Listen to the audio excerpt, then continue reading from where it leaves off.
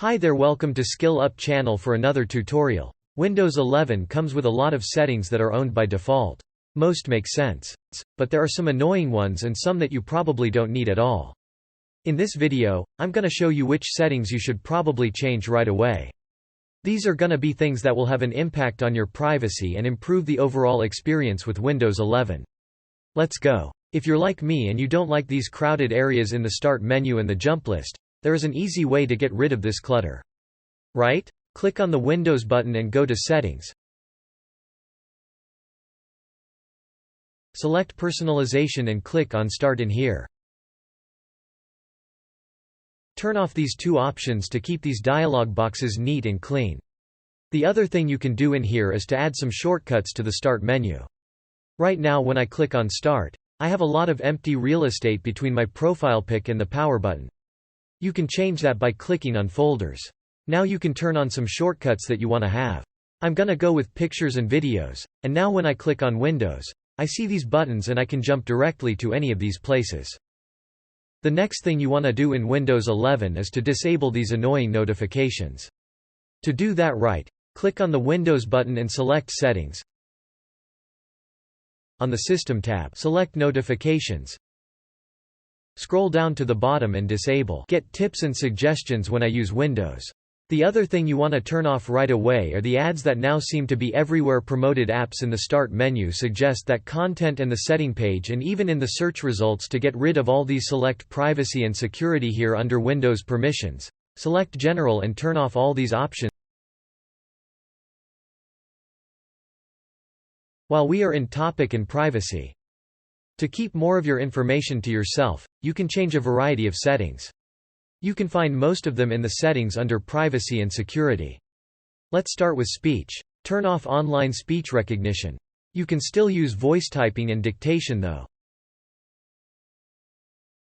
Next, we'll go to Inking and Typing Personalization. When it's turned on, Windows collect unique words like names in a personal dictionary. Turn it off.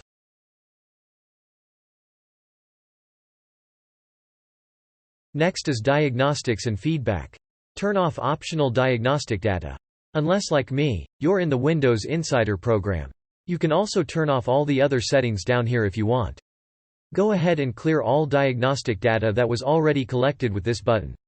So that's it for this area. Finally, I'm quickly gonna go to the activity history and turn off the local activity storage. No need to save that. Next up in Privacy and Security is App Permissions.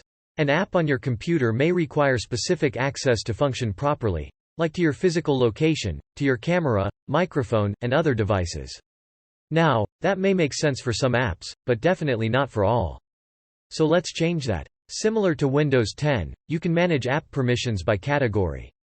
It's a long list and I'm not gonna go through the entire thing here, but I recommend that you go through these on your own and decide for yourself which access you want to give to which app. Many of these settings can be disabled altogether or disabled only for specific apps.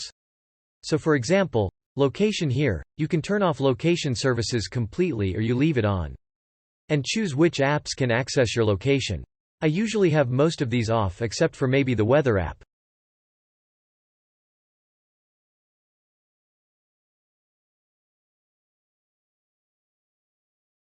There's a lot of apps out there that you don't want on your computer. So to be on the safe side, you may want to limit where you install your apps from. To do that, open Settings.